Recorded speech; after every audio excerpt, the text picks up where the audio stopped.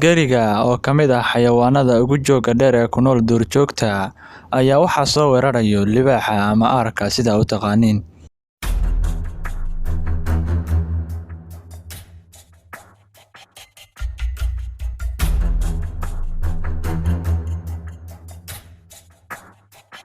Geriga yar ayaa hadda dhashay, waxaana sugaysa inuu la jaan qaado waayaha iyo duurka uu ku nool yahay.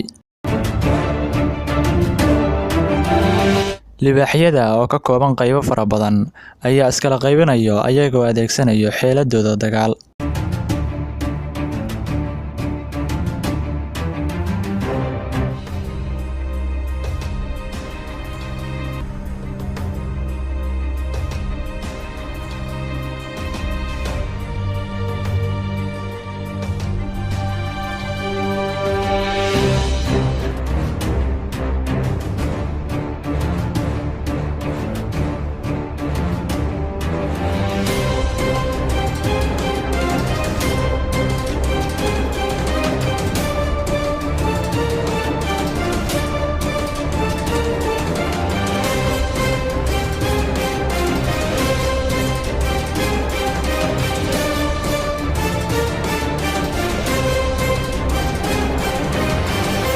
Geriga yar waxaa difaacaya hooyadiis ayagoona libaaxyadu ka cabsanayaan darbada kulul ee geriga.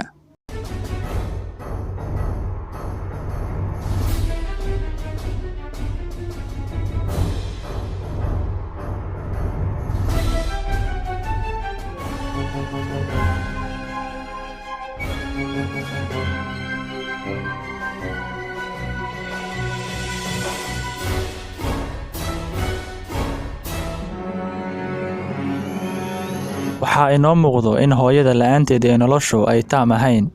Waxaana sidoo kale ka garan karnaa maansadii ama saarkii ahaa hooyadu waa lama huraan.